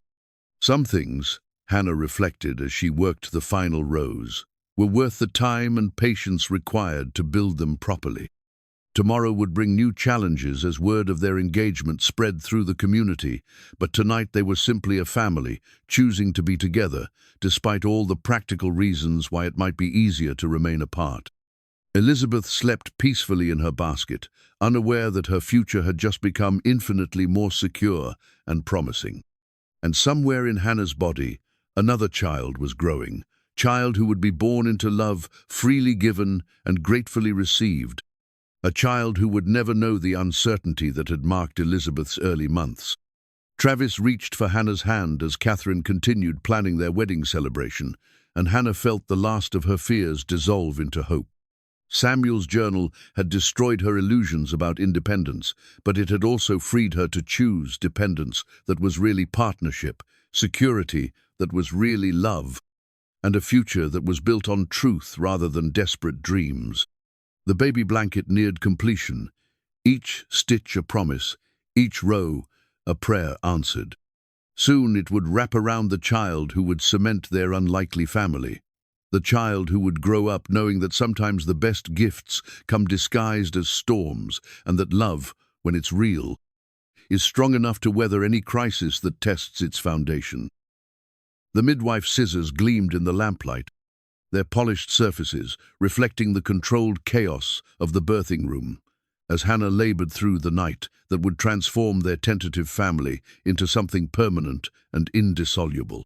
6 months had passed since Catherine's visit, 6 months of quiet wedding preparations and growing acceptance from neighbors who'd gradually recognized the genuine affection between Hannah and Travis. Now, as May thunder rolled across the prairie and rain drummed against the windows, Hannah gripped Travis's hand through another contraction while Mrs. Chen moved with practiced efficiency around the room. This birth was different from Elizabeth's emergency arrival planned for, prepared for, wanted by both parents who'd chosen to create this life together. "Breathe through it," Travis murmured, his voice steady despite the concern etched across his weathered features. "You're stronger than you know."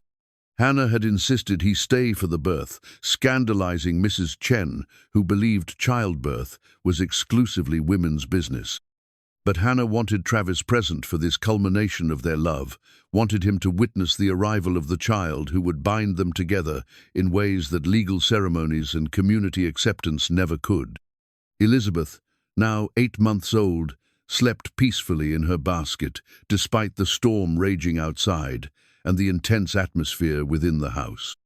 She'd grown into a robust baby with Samuel's dark eyes and Hannah's determined chin, already showing signs of the intelligence that would serve her well in whatever future awaited. "Another strong one coming," Mrs. Chen announced from her position at the foot of the bed. "Baby wants to meet the world tonight." Hannah bore down with the contraction, feeling the familiar intensity that had brought Elizabeth into existence, but also sensing the difference that love and security made to the process. She wasn't alone this time, wasn't frightened about what would happen after the birth. Travis would be here when she opened her eyes, ready to share both the joy and the responsibility that came with creating new life. The labor progressed steadily through the dark hours before dawn, marked by Travis's quiet encouragement and Mrs. Chen's professional competence. When the final stage began, Hannah felt the overwhelming urge to push that signaled the end of pregnancy and the beginning of motherhood's next chapter. "I can see the head," Mrs. Chen announced with satisfaction. "Dark hair like Elizabeth. One more push, Hannah. One more and your baby is here." Hannah gathered her remaining strength and pushed with everything she had, feeling the miraculous sensation of her child sliding into the world and into Mrs. Chen's waiting hands. For a moment that seemed eternal. Silence filled the room, except for the sound of the storm and Hannah's exhausted breathing. Then the baby's cry split the air strong, indignant, unmistakably alive and healthy. Mrs. Chen's face broke into a rare smile as she cleared tiny airways and stimulated the first crucial breaths. "Son," she announced with triumph. "Healthy son, very angry about being born." Travis felt tears stream down his face as Mrs. Chen placed the squirming bundle on Hannah's chest, his son perfect and whole and infinitely precious. The child he'd never expected to have, born to the woman he'd never expected to love, in the house that had echoed with loneliness for too many years. "James Samuel Colton," Hannah whispered, her voice hoarse from the night's exertion but clear in its conviction. "After your son and my husband, the 2 men who taught us different lessons about love and responsibility." Travis touched his son's tiny fist with a reverent finger, watching as infant reflexes caused the perfect fingers to curl around his calloused skin. "James Samuel," he repeated, testing the weight of the name that honored both their pasts while claiming their future. The baby's eyes opened briefly, unfocused but alert, taking in his first impressions of the world he'd entered.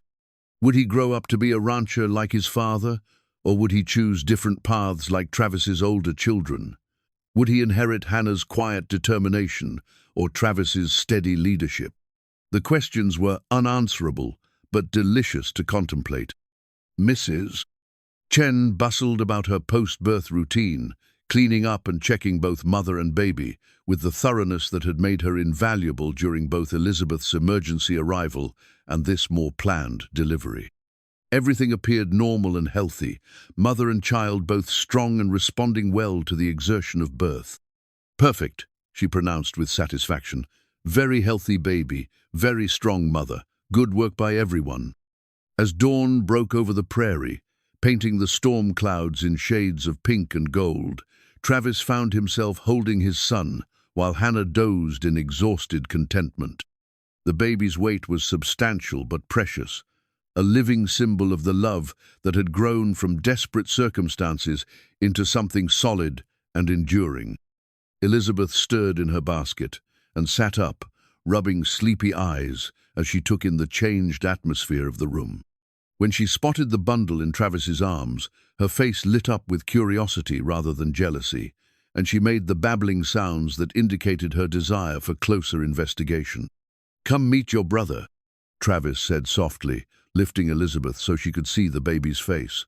"This is James Samuel, and he's going to need a big sister to teach him about the world." Elizabeth reached out tentatively to touch the baby's cheek, her expression serious and protective in a way that promised well for their future relationship. She seemed to understand, with the wisdom that sometimes comes to very young children, that this small person was now part of their family unit and deserving of her care and attention.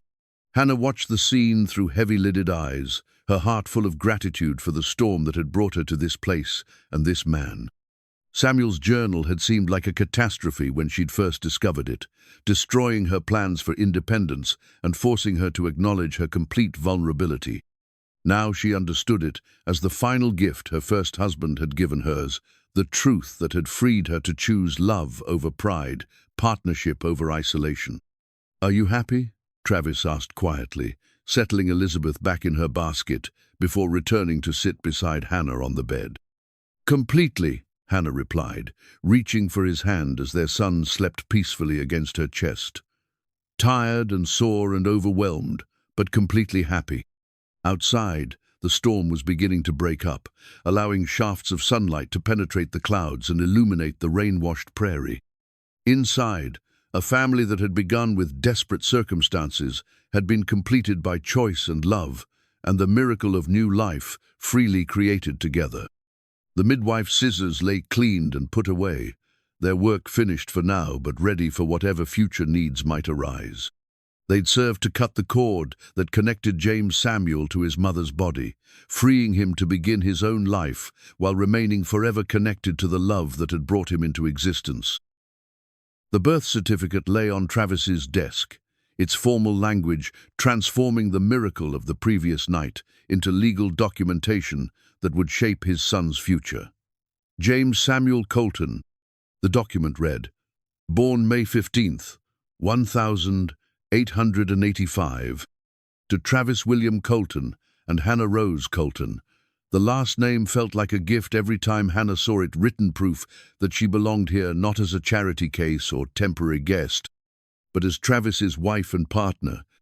2 weeks had passed since James Samuel's birth, 2 weeks of sleepless nights and overwhelming joy as their family adjusted to its newest member.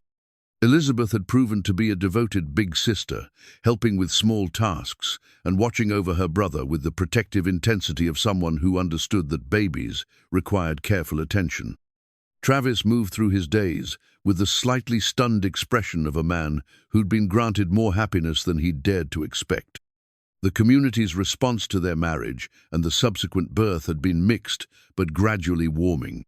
Martha Flynn had made pointed comments about hasty weddings and convenient timing, but even she couldn't argue with the obvious contentment that radiated from the Colton household. Doc Peterson had pronounced both mother and baby in excellent health, adding his professional approval to the social acceptance that was slowly solidifying around their unconventional courtship.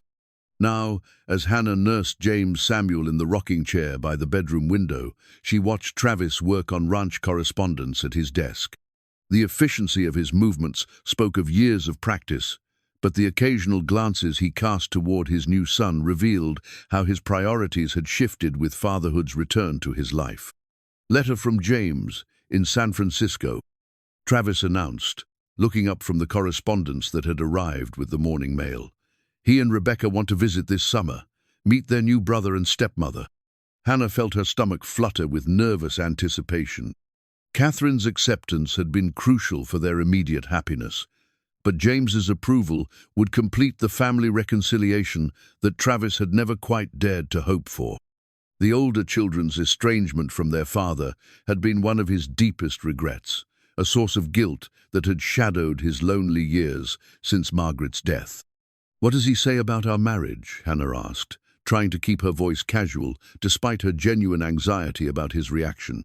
Travis smiled as he read selected passages aloud.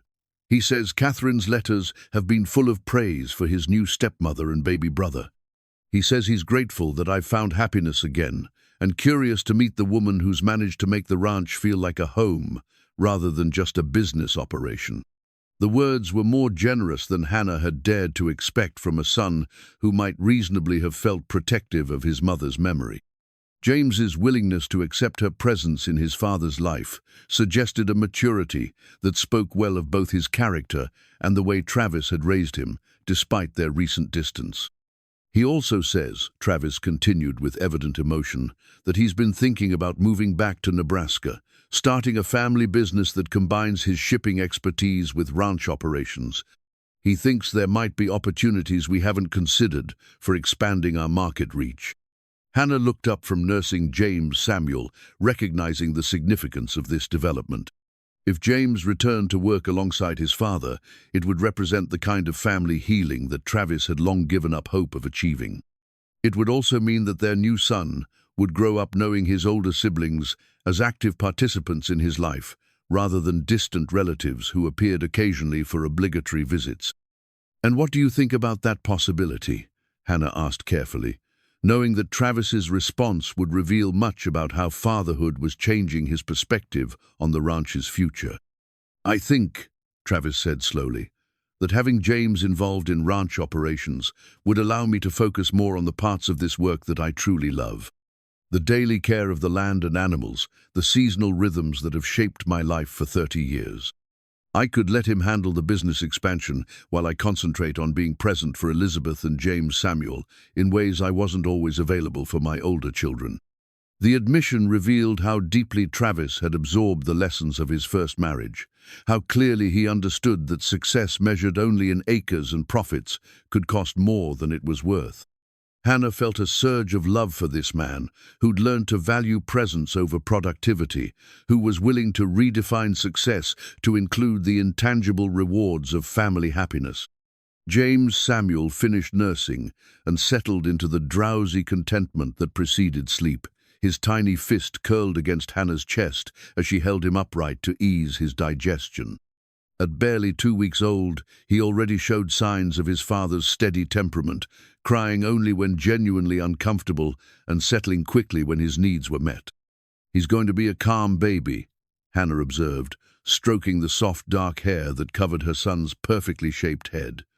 Elizabeth was much more demanding at this age. "Different circumstances," Travis replied, moving to sit on the arm of her rocking chair so he could watch his son's peaceful face. Elizabeth came into the world during a crisis, with everyone around her stressed and uncertain. James Samuel was born into security and love. That probably makes a difference from the very beginning.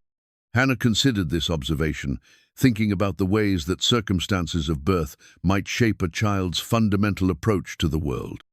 Elizabeth had learned early that life required vigilance and adaptability, that comfort could disappear without warning. James Samuel was learning that his needs would be met promptly and lovingly, that the world was a safe place where he could afford to be trusting and relaxed. "I want them both to grow up knowing they're cherished," Hannah said softly, "not just provided for, but truly seen and valued for who they are as individuals." "They will," Travis promised, his hand covering hers as she continued to hold their sleeping son. "We both know what it feels like to be overlooked or taken for granted. We won't make those mistakes with our children." The birth certificate on the desk caught the afternoon sunlight, its official seal and formal language unable to capture the emotional significance of the legal recognition it provided. James Samuel Colton would grow up with his father's name and his mother's love, part of a family that had chosen itself rather than simply accepting the accidents of blood and circumstance. Later that evening, as they prepared for bed after settling both children for the night, Hannah found herself thinking about the journey that had brought them to this moment. 18 months ago, she'd been a pregnant widow struggling across frozen prairie, desperately seeking a homestead that didn't exist. Samuel's deception had seemed like the final catastrophe in a series of losses that had stripped away everything she'd thought she could count on. Now she understood that his lies had been a strange kind of gift, forcing her to confront her illusions about independence and self-sufficiency. If the homestead had been real, she might have spent years in isolation, raising Elizabeth alone and never discovering the possibility of partnership that made both individual growth and family happiness achievable. Do you ever wonder what would have happened if Samuel had told the truth? Hannah asked, as Travis banked the fire in their bedroom fireplace. If I'd known about the gambling debts and the sold property before making the journey here? Travis considered the question seriously, understanding that she was asking about more than alternative histories. I think you would have found a way to survive, he said finally. You're stronger than you realized when you first arrived here, but I'm grateful we'll never have to find out what that survival would have cost you and Elizabeth. Hannah nodded, accepting his assessment while recognizing that her current happiness didn't diminish the genuine courage it had taken to embark on the original journey.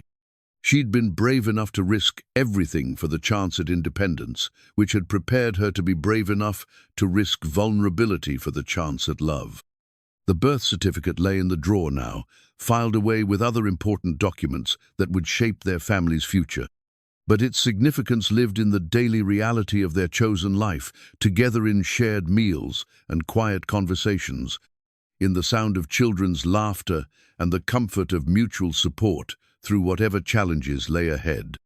James Samuel would grow up taking for granted the security that his parents had fought to achieve, and that was exactly as it should be.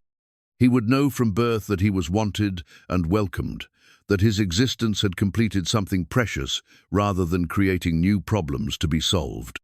The birth certificate might be just paper and ink, but it represented the transformation of desperate circumstances into deliberate love, the victory of hope over fear, and the promise that some stories really do have happy endings for those brave enough to write them. The family portrait hung in the place of honor above the parlor mantelpiece, its formal composition capturing a moment of joy that would outlast the people it depicted. Travis sat in the center with James Samuel on his knee, while Hannah stood beside him with one hand on his shoulder and Elizabeth at her side. The photographer had visited from Lincoln for the occasion, pronouncing them a handsome family and predicting that the image would become a treasured heirloom for future generations. 6 months had passed since James Samuel's birth, 6 months that had transformed the Colton Ranch from a successful business operation into something richer and more complex. The house rang with children's voices now, filled with the domestic chaos that comes when a family chooses to embrace life rather than merely endure it. Elizabeth, now walking confidently and beginning to form words, delighted in her role as big sister and chief assistant in all matters concerning her baby brother. Hannah stood at the kitchen window, watching Travis teach Elizabeth to feed the chickens, their voices carrying across the yard as he patiently corrected her technique and praised her growing competence. At 14 months, Elizabeth showed signs of the determination that had carried her mother across 200 miles of hostile territory, but also the security that came from knowing she belonged somewhere permanently. Mrs. Hannah, Mrs. Chen called from the pantry. We need to plan menu for James and Rebecca's visit next week. How many days they staying? 2 weeks, Hannah replied, still watching her husband and daughter navigate the barnyard with easy companionship. James wants time to evaluate the ranch operations and discuss business possibilities with his father. Rebecca is excited to meet Elizabeth and James Samuel. The prospect of hosting Travis's older children no longer filled Hannah with anxiety as it once had. Catherine's acceptance during her spring visit had established a foundation of mutual respect, and James's enthusiastic letters had convinced Hannah that his interest in returning to Nebraska was genuine rather than merely dutiful. James Samuel stirred in his basket, making the soft sounds that indicated he would soon be fully awake and ready for feeding. At 6 months, he was a sturdy baby with Travis's grey eyes and Hannah's determined chin, already showing signs of the intelligence that seemed to run in both family lines. He smiled readily and rarely fussed, confirming Hannah's early assessment that he would be an easy child. As she settled into the rocking chair to nurse him, Hannah reflected on the changes that 18 months had brought to all their lives. The desperate woman who'd struggled with an overloaded wagon seemed like someone from a half-remembered dream, though Hannah knew that woman's courage and determination lived on in her current choices and daily actions. The homestead that had never existed had been replaced by something infinitely more valuable, a partnership based on mutual respect and shared responsibilities. Hannah now managed much of the ranch's domestic operations, while Travis handled the livestock and land management, their skills complementing each other in ways that made both more effective than either could have been alone. The community had gradually accepted their unconventional beginning, helped by the obvious happiness of their marriage and the clear evidence that Hannah contributed significantly to the ranch's prosperity. Even Martha Flynn had been heard to admit that Travis Colton seemed years younger since his remarriage, and that his new wife brought a practical intelligence to household management that complemented his business acumen. "Papa coming," Elizabeth announced from the doorway, her vocabulary expanding daily as she worked to communicate increasingly complex thoughts. She'd recently begun calling Travis Papa without prompting, a development that never failed to bring tears to his eyes. Travis appeared behind her, carrying feed buckets and wearing the satisfied expression of someone who'd completed morning chores efficiently. "Ladies planning their day?" he asked, settling into the chair beside Hannah's rocker. "Mrs. Chen and I are organizing for James and Rebecca's visit," Hannah replied.